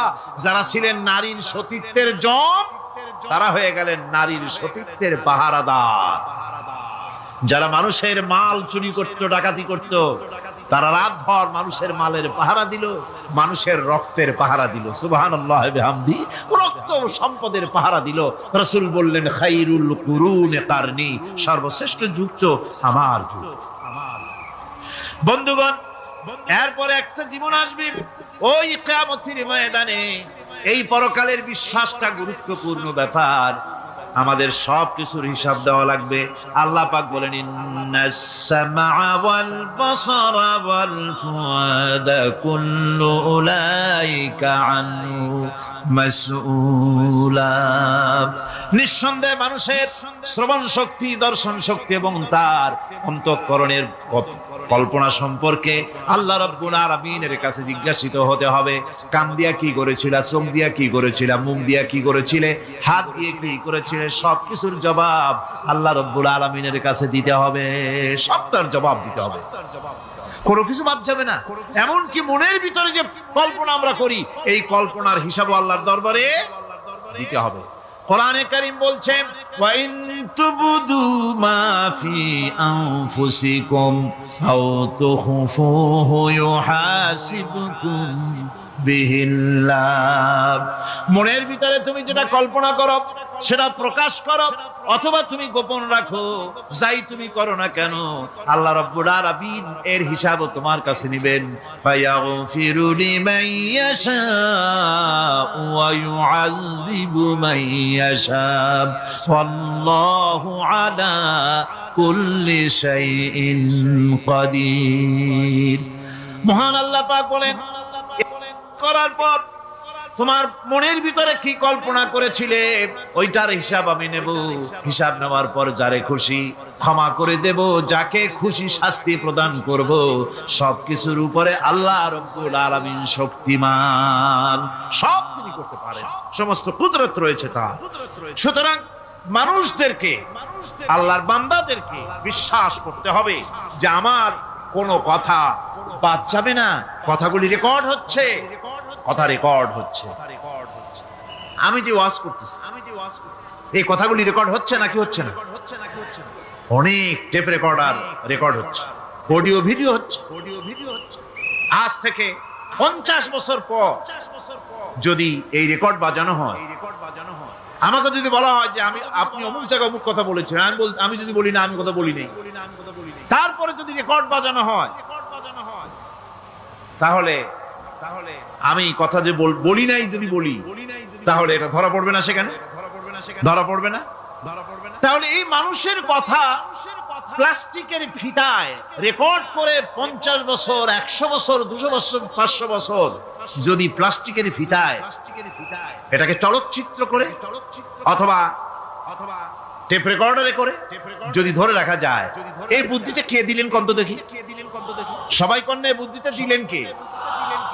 যে আল্লাহ রাব্বুল আলামিন মানুষের মাথায় বুদ্ধি দিলেন, যার দ্বারা সে মানুষের কথাবার্তা, অ্যাক্টিভিটি সব ধরে রাখতে পারে। সে আল্লাহ রাব্বুল আলামিন বুঝি আপনার আমার কথা এবং আপনার আমার অ্যাক্টিভিটিসকে তিনি বুঝি ধরে রাখতে পারবেন না কিয়ামত পর্যন্ত? পারবেন কি না? সেজন্য রাব্বুল আলামিন বলেন, মা ইয়ালফিযু মিন কাওলিন ইল্লা লাদাইহি রাকীবুন আতীদ। সমস্ত কথা রেকর্ড হচ্ছে। সুবহানাল্লাহ কোন জোরে! সমস্ত কথা রেকর্ড হচ্ছে, একটা কথাও বাদ যাবে না। মুখ আছে বলেই কথা বলবেন তা না, হিসাব করে কথা বলতে হবে। গীবত গাওয়া যাবে না, মিথ্যা কথা বলা যাবে না, মিথ্যা ওয়াদা করা যাবে না। মিথ্যা ওয়াদার তো মৌসুম এসে গেছে। কি কোন বোঝেন কথা? হ্যাঁ, মিথ্যা ওয়াদা মৌসুম এসে গেছে। এখন মৌসুমে বাহার, মিথ্যা বলার। কত সুন্দর সুন্দর ওয়াদা, সোনা দিয়া রাস্তা বানায় দেবো। অভুক্ত মানুষদের বলা হয় না খাইয়ে মরবেন না, কিন্তু কি খেয়ে মরবে তাও কয়। আমরা যদি যাইতে পারি তাহলে মটকির মতো রসগোল্লা বানাই, গরুর গাড়ির চাকার মতো জিলাপি বানাই, খাইতে গিয়ে হা করে চিত হয়ে থাকি। কত রঙিন রঙিন কথা, মিথ্যা ওয়াদার সময়। ভাইরা আমার, পরকাল যদি বিশ্বাস করে সেই ব্যক্তি কিছুতেই মুখ আছে বলেই যা খুশি বলবে না, পরনিন্দা করবে না, পরচর্চা করবে না, হাত আছে বলেই যা তা লিখবে না। ঘটনা হইল একটা লিখলো আর একটা, কলম একটা আছে বলেই যা খুশি তা লেখা যায় না, মুখ আছে বলেই যা খুশি তা বলা যায় না, চোখ আছে বলেই যা খুশি তা দেখা যায় না। গরু খাওয়া জায়েজ করা হয়েছে বলে গরুর লেজ থেকে মাথা পর্যন্ত পাইকারি দরে সব খাওয়া যায় না। গরু খাওয়া হারাম না হালাল? হালাল। পাইকারি দরে লেজ থেকে মাথা পর্যন্ত সব খাওয়া হালাল না, ওর মধ্যে আল্লাহ কিছু হারাম রেখে দিছে, সেগুলোকে বাইসে খাইতে হবে। আল্লাহ দেখতে চান পাইকারি দরে জমের খাওয়া খাও না আমার হারাম গুলি বাদ দিয়া খাও, নিষেধ করা গুলি বাদ দিয়া খাও। মুখ আছে বলেই যা খুশি তা বলা যাবে না, কান আছে বলেই যা খুশি তা শোনা যাবে না, চোখ আছে বলেই যা খুশি তা দেখা যাবে না, হাত পা আছে বলেই যা খুশি তা করা যাবে না। সবটার পেছনে আল্লাহ রাব্বুল আলামিনকে ভয় করা লাগবে। মহান আল্লাহ রাব্বুল আলামিন বলে, বান্দারে তোমার সমস্ত কার্যাবলী এমনকি তোমার চাহনিটা পর্যন্ত কার দিকে কি নিয়তে তাকায়ছো কেউ জানে না, আমি আল্লাহ রাব্বুল আলামিন জানি। وَيَعْلَمُ خَائِنَةَ الْأَعْيُنِ وَمَا تُخْفِي الصُّدُورُ। তোমার অন্তঃকরণ কি জিনিস গোপন করে আর তোমার চক্ষু কি লুকোচুরি খেলে আমি টের পাই। সুবহানাল্লাহ বিহামদি। চশমার ফাঁক দিয়া কি দেখো, কারে দেখো, কি নজরে দেখো, সানগ্লাস পরিয়া কেউ ঠিক পায় না, আমি ঠিক পাই। সুবহানাল্লাহ, জোরে কোন সুবহানাল্লাহ। সুতরাং চোখের নজরের হিসাব হবে, হাতের কাজের হিসাব হবে, পায়ের চলার হিসাব হবে, আপনার বলার হিসাব হবে, মুখে যা বলেছেন যা করেছেন, হাত পাও দিয়ে যা করেছেন সবকিছুর হিসাব হবে কিয়ামতের দিন। আল্লাহর দরবারে সবকিছু উপস্থিত হবে, কোনো জিনিস বাদ পড়বে না। فَمَن يَعْمَلْ مِثْقَالَ ذَرَّةٍ خَيْرًا يَرَهُ وَمَن يَعْمَلْ مِثْقَالَ ذَرَّةٍ شَرًّا يَرَهُ। ছোট্ট একটা ভালো কাজ যদি করো তাও হাজির করা হবে সামান্যতম ভালো কামও তোমার বাদ পড়বে না, আর ক্ষুদ্রতম কোনো খারাপ কাজ করলে তাও উপস্থিত করা হবে সব তোমার সামনে, কোনো জিনিস বাদ পড়বে না, সব দেখতে পাবে কিয়ামতের দিন। ভালো কাজটাও আর খারাপ কাজটাও আল্লাহর কাছে সেদিন আল্লাহ পাক মানুষের সামনে উপস্থিত করে দিবেন। আল্লাহ পাক বলছেন সেদিন এই জমিন তার ভিতরে যা লুকায়িত ছিল জমিন সব বের করে দেবে। কান্নাহুম জারাদুম মুনতাশির, টিড্ডি ফড়িংগুলি পোকাগুলি মাটির থেকে যেমন বেরোয়, এ মাটির ভিতরে যা আছে কিয়ামতের দিন সব মাটি বের করে দেবে। ইযা যুলজিলাতিল আরদু জিলজালাহা ওয়া আখরাজাতিল আরদু আসকালাহা ওয়া ক্বালাল ইনসানু মা লাহা। এ জমিনকে ঝাঁকি মারা হবে প্রবল এক ঝাঁকুনি, প্রবল এক ঝাঁকুনিতে এই পৃথিবীর মধ্যে যা কিছু আছে সব বেরিয়ে যাবে। সুবহানাল্লাহ কইতে ইচ্ছা করে না মিয়ারা? এক ঝাঁকুনিতে পৃথিবী সব বের করে দেবে। মানুষ হয়রান হয়ে বলবে কি হয়েছে, এ মাটির হলোটা কি? আমার বন্ধুগণ, মানুষ হয়রান হয়ে গিয়ে বলবে মাটির কি হলো? আল্লাহ রাব্বুল আলামিন বলেন ইয়াউমাইযিন তুহাদ্দিসু আখবারাহা বিআন্না রাব্বাকা আওহালাহা। জমিনের উপরে যা ঘটেছে জমিন তা সব বের করে দেবে, সব প্রকাশ করে দেবে। আর এটা এই জন্য হবে যেহেতু তার রবের হুকুম হয়েছে, তার রব হুকুম করেছে বের করে দে। জমিনের ভিতরে আছে যা সব বেরিয়ে যাবে, আকাশ ভেঙে পড়বে, পাহাড় উড়ে যাবে, জমিনের ভিতরে যা আছে সব উপরে চলে আসবে, পৃথিবীতে সব শেষ, কিচ্ছু নাই, আকাশ নাই, পাহাড় নাই, সমুদ্র নাই, সব একাকার। চন্দ্র নাই, সূর্য নাই, তারকা নাই, গ্যালাক্সি নাই, মহাশূন্য নাই, সব শেষ। আল্লাহ রাব্বুল আলামিন সমস্ত ফেরেশতাদেরকে শেষ করে দিবেন, সকলের মওত হয়ে যাবে, কেউ আর থাকবে না। এমনকি হযরতে আজরাইল মালাকুল মউত তিনিও থাকবেন না। সব আল্লাহ রাব্বুল আলামিন মৃত্যু করে দিবেন। এরপরে আল্লাহ রাব্বুল আলামিন একা তিনি বলবেন, ইয়া দুনিয়া, ইয়া দুনিয়া আইনা আনহারুকি, এ পৃথিবী তোর সেই সমুদ্রগুলো কোথায়, নদীগুলি কোথায়?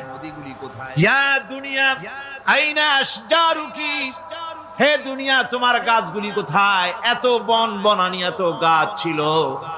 ইয়া দুনিয়া আইনা জিবালুকি, হে পৃথিবী তোর জমিনে যত পাহাড় ছিল, পাহাড়গুলি কই? যত স্বৈরাচার ছিল জমিনের উপরে, যারা স্বৈরাচারী মনোবৃত্তি নিয়ে মানুষ ধ্বংস করেছে, দেশ ধ্বংস করেছে, মায়ের বুক খালি করেছে, ওই স্বৈরাচার গুলি কই? কোনো জবাব নাই। আল্লাহ পাকের পরে বলবেন, লিমানিল মুলকুল ইয়াউম, কার রাজত্ব? আজকে রাজত্বটা কার? আল্লাহ তিনবার আওয়াজ দিবেন, আজকে রাজত্ব কার? আল্লাহ পাক যখন তিনবার করে ডাক দিবেন, কোনো জবাব নাই, কোনো জবাব নাই। কে জবাব দেবে? আল্লাহ রাব্বুল আলামিনের সামনে কার ক্ষমতা আছে কথা বলার? কেউ তো নাই, সব শেষ। আল্লাহ পাক বলবেন, লিল্লাহিল ওয়াহিদুল কাহ্হার, একমাত্র পরাক্রমশালী আল্লাহ রাব্বুল আলামিনের রাজত্ব আছে। সেই হাসরের মাঠে আমাদের সকলকে উপস্থিত হয়ে যেতে হবে। কেউ আমরা এখান থেকে বাঁচতে পারবো না, সবাইকে উঠতে হবে। অপরাধীরা সেখানে অসহায় হয়ে যাবে, অপরাধীরা অসহায় হয়ে যাবে। আল্লাহ পাক বলেন, ফাইযা জাআতিস সাখাতু ইয়াওমা ইয়াফিরুল মারউ মিন আখিহি ওয়া উম্মিহি ওয়া আবিহি ওয়া সাহিবাতিহি ওয়া বানিহি। অবশেষে যখন কান ফাটানো আওয়াজ আসবে, এই আওয়াজ, সেদিন মানুষ নিজের মা, বাপ, ভাই, বোন সব থেকে বিচ্ছিন্ন হয়ে যাবে, সব একের থেকে আরেকজন পালায় যাবে, হারায় যাবে, কেউ কাউকে আর খুঁজে পাবে। সেদিন ওই কিয়ামতের মাঠের বিভীষিকাময় দৃশ্য, মানুষ হয়রান হয়ে যাবে। মাথার এক হাত অথবা অর্ধ মাইল অথবা এক বিগত এতটুকুন উপরে ওই প্রকাণ্ড সূর্যটার তাপ আসবে, গুনাহগারের মাথার চান্দি ফেটে গিয়া মগজগুলি গলে গলে নাক কান দিয়ে বের পড়তে লাগবে, জিহ্বাটা কুকুরের মতো ঝুলে নাভিস্থল পর্যন্ত পড়ে যাবে, মাটিটা সূর্যের উত্তাপে তামার মতো গরম হয়ে যাবে, সারা হাসর জুড়ে আওয়াজ হবে, পানি পানি পানি। মানুষেরা হয়রান হয়ে যাবে সে হাসরের ময়দানে। এই চরম কষ্টের ভিতরে আল্লাহ রাব্বুল আলামিন বলেন, সেদিন দুটো ভাগ হয়ে যাবে। একদল মানুষের চেহারা আলোয় ঝলমল হয়ে যাবে, আর একদল মানুষের চেহারাগুলি কালো হয়ে যাবে। উজুহু ইয়াওমাইদিন মুসফিরাতুন দাহিকাতুন মুস্তাবশিরা ووجوه يومئذ عليها غبرة। আল্লাহ পাক বলেন, এক শ্রেণীর মানুষের চেহারা হাস্যোজ্জ্বল ঝলমলে হয়ে যাবে, আর এক শ্রেণীর মানুষের চেহারাগুলি কালো হয়ে যাবে।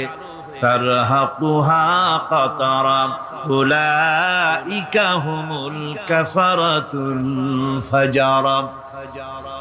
হাস্যোজ্জ্বল, স্বচ্ছন্দপূর্ণ, সুন্দর, উজ্জ্বল ঝলমলে চেহারা হবে ঈমান আনার কারণে, পরকালকে বিশ্বাস করার কারণে, আল্লাহ এবং রাসূলের কথা অনুযায়ী জীবন যাপনের কারণে চেহারাটা উজ্জ্বল হয়ে যাবে। আর আল্লাহর নাফরমানি, রাসূলের নাফরমানি, পরকালকে অস্বীকার করার কারণে কাফেরগুলির চেহারা, মুনাফিকগুলির চেহারা কালো হয়ে যাবে। তাদেরকে আলাদা করে দেওয়া হবে।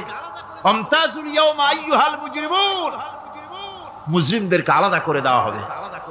দুইটা ভাগ হয়ে যাবে। এই চরম অবস্থা সৃষ্টি হবে কিয়ামতের ময়দানে। সেদিন রাসূল করিম সাল্লাল্লাহু আলাইহি ওয়াসাল্লাম উম্মতের জন্য সুপারিশ করবেন। সেই সুপারিশ যেন আমাদের করতে পারেন, সেজন্য আমাদেরকে তৈরি করতে হবে, সে ধরনের যোগ্য আমাদেরকে বানাতে হবে।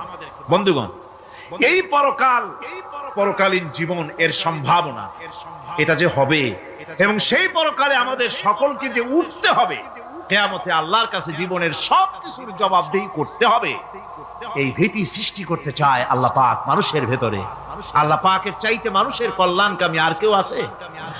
চিল্লায় কোন আল্লাহর চাইতে, বিশ্ববাসীর সৃষ্টি জগতের কল্যাণকামী আল্লাহর চাইতে, রাসূলের চাইতে বেশি কেউ কি আছে? সে আল্লাহ পাক সব বলে দিলেন, ওপেন সিক্রেট করে দিলেন, সব গোপন ফাঁস করে দিলেন। কেমনে বিচার হবে, কেমনে কিয়ামত অনুষ্ঠিত হবে, কেমনে কি হবে, সব খুলে খুলে আল্লাহ পাক বলে দিলেন আমাদেরকে ভালো হওয়ার জন্য। কোরআনে কারীম বলছে, লাইসাল বিররা আন তুওয়াল্লু বুজুহাকুম কিবালাল মাশরিকি ওয়াল মাগরিব। পূর্ব পশ্চিমে মাথা ঘুরানো, সার নত করা, মাথা ঘুরানো, মুখ ঘুরানো, এটাই কিন্তু সৎ কাজ এবং পুণ্যবান হওয়ার, সৎ কাজ করার, নেককার হওয়ার জন্য যথেষ্ট নয়, বরং ওয়ালাকিন্নাল বিররা মান আমানা বিল্লাহি ওয়াল ইয়াউমিল আখির। প্রকৃতপক্ষে সৎকারী মুমিন, ভালো কাজ করা, প্রকৃত মুমিন, সত্যিকারের ভালো মানুষ, সত্যিকারের ইমানদার হওয়ার জন্য 10টি কাজ লাগবে। কয়টি কাজ?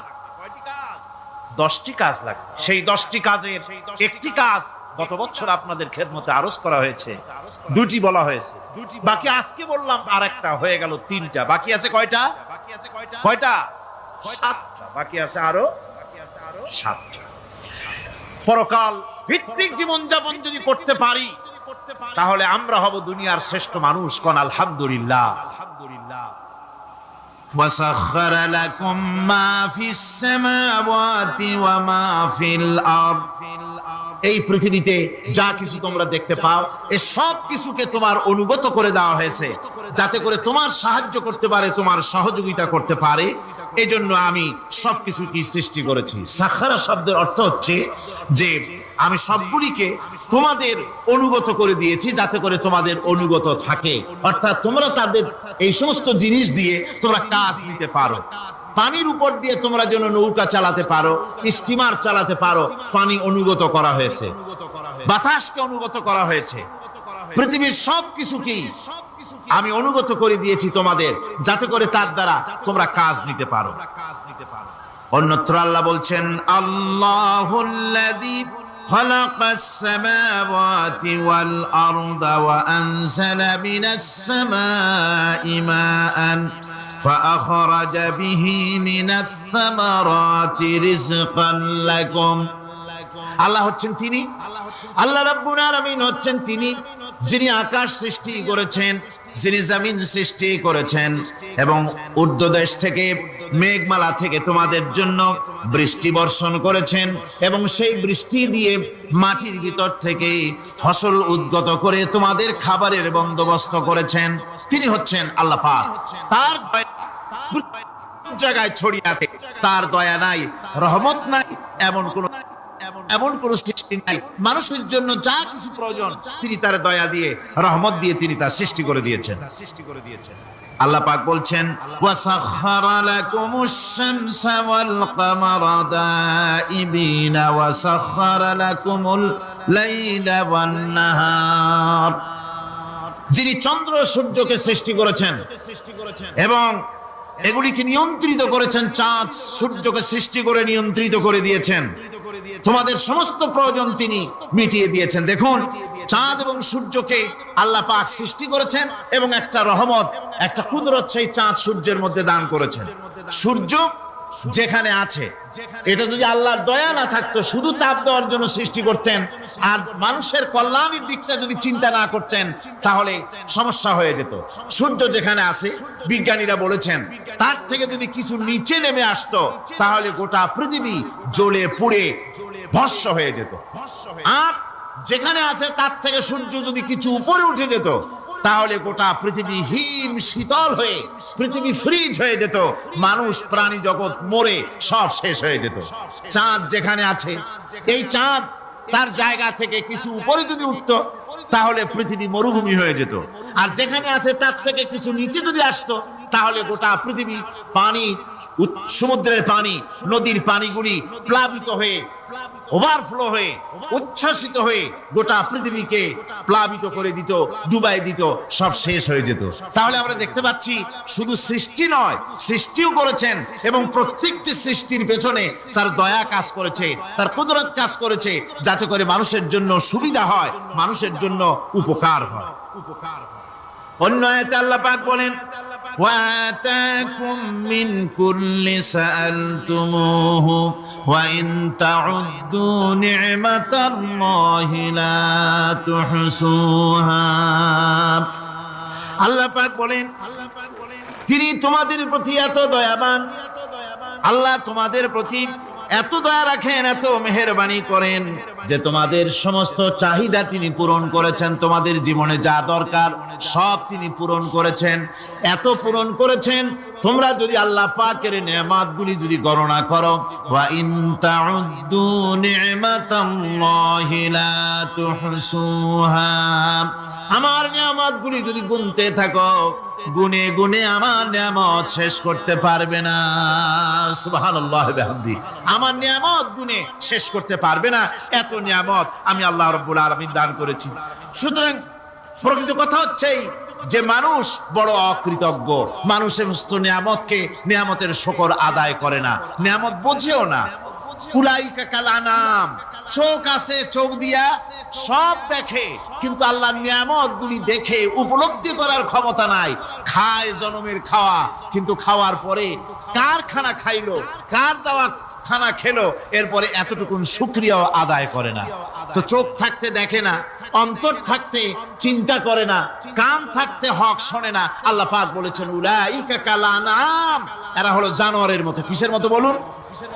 আল্লাহ বলেন না বালহুম আদাল, শুধু জানোয়ারের মতো না, বরং জানোয়ারের চাইতেও নিকৃষ্ট। জোরে কোন নাউজুবিল্লাহ।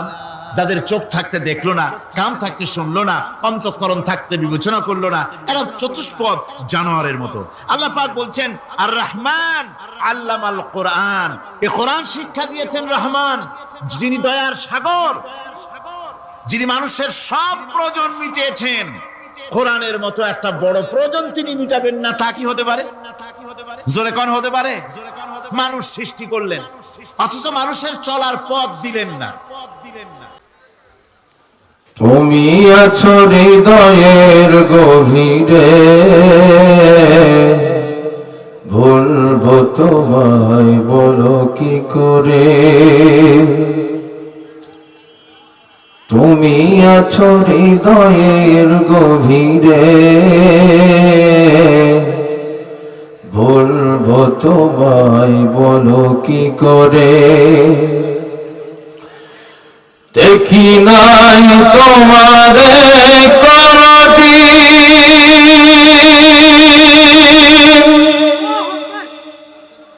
তবু আছো স্মরণে অমলি। দেখি নাই তোমারে কোনদিন,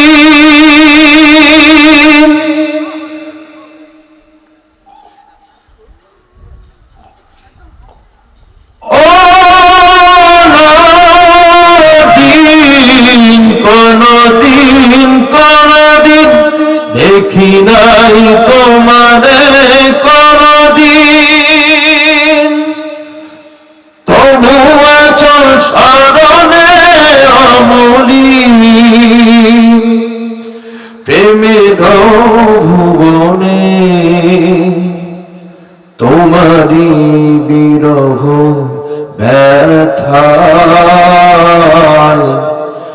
শীতের শেফালিরা ঝরে, তুমি আছো হৃদয়ের গভীরে, ভুলবো তোমায় বলো কি করে, তোমায় ভুলে যদি যাই গো কভু, সে হবে আমারি পরাজয়। আমার সকল আশার আলো অবেলায় হারিয়ে যাবে হায়, অবেলায় হারিয়ে যাবে হায়। যতবার তোমারে খুঁজেছি, ওরানের পথটা তো বুঝেছি, যতবার তোমারে খুঁজেছি,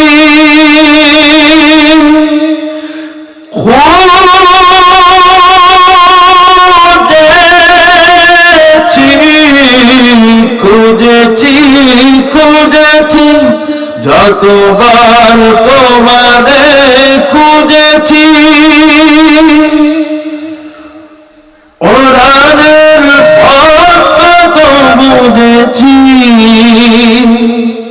নিজেকে চিনেছি।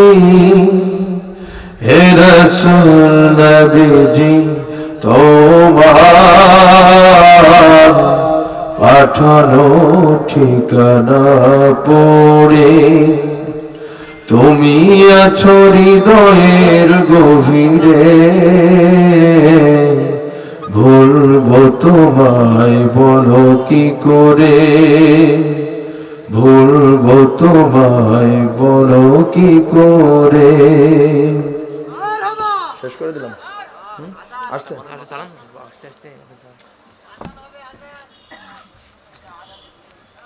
আমার শরীরটাও বেশ ভালো না বুঝছেন, অসুস্থ, গ্যাস ফার্ম করছে তো বারবার বেড়ে যাচ্ছে।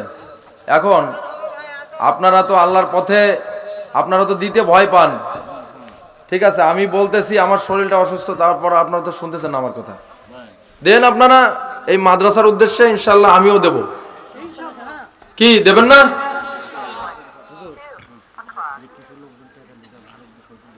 ও আমার মা প্রিয় মা জননী, হারিয়ে যেও না কভু তুমি। মাকে আমরা মিস করি না, যাদের মা নেই। সে মায়ের উদ্দেশ্যেও তো আল্লাহর রাস্তায় কিছু দেয়া যায় নাকি? দেয়া যায় না? দেয়া যায় না? আচ্ছা ঠিক আছে, যদি না যায় তাহলে থাক, তাহলে যাচ্ছে দেন। যেহেতু এতিমখানা মাদ্রাসা, আপনারা না দিলে পাবে কই? আপনারা আমরা যদি না দিই তাহলে পাবে কই? ও আমার মা প্রিয় মা জননী, হারিয়ে যেও না কভু তুমি। ও আমার মা প্রিয় মা জননী, হারিয়ে যেও না কভু তুমি।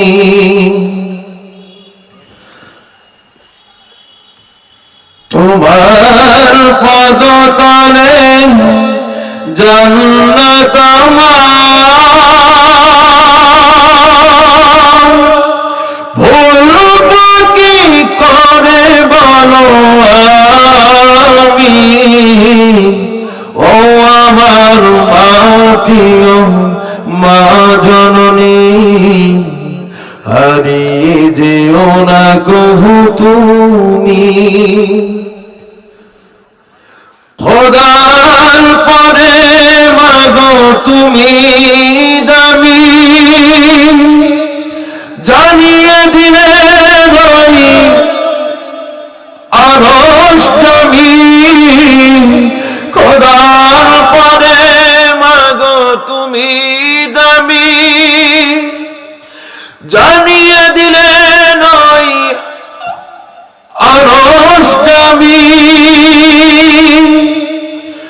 মায়ের মতো আপন নেই কেহ আর, মায়ের মতো আপন নেই কেহ আর, ধন্য করো তার চরণ চুমি, ও আমার মা প্রিয় মা জননী, হারিয়ে যেও না কভু তুমি, দিও না কভু ব্যথা মায়ের মনে, শান্তি পেতে হলে এই জীবনে, দিও না কভু ব্যথা মায়ের মনে, শান্তি পেতে হলে এই জীবনে, হাজার বিপদ সব দূর হয়ে যায়, হাজার বিপদ সব দূর হয়ে যায়, মা যদি ফেলে তার চোখের পানি, ও আমার মা প্রিয় মা জননী, হারিয়ে যেও না কভু তুমি, ও আমার মা প্রিয় মা জননী, হারিয়ে যেও না কভু তুমি। মাকে আমরা মিস করি না? যার মা নেই সেই বোঝে যে মায়ের মর্ম। এই জন্য মাতা পিতা বেঁচে থাকাকালীন সেবা করেন। মাতা পিতা আসছেন, উনি আসছেন, নিয়ে আসছেন ইনশাল্লাহ। তাহলে আরেকটু সময় ওয়েট করা যাবে না?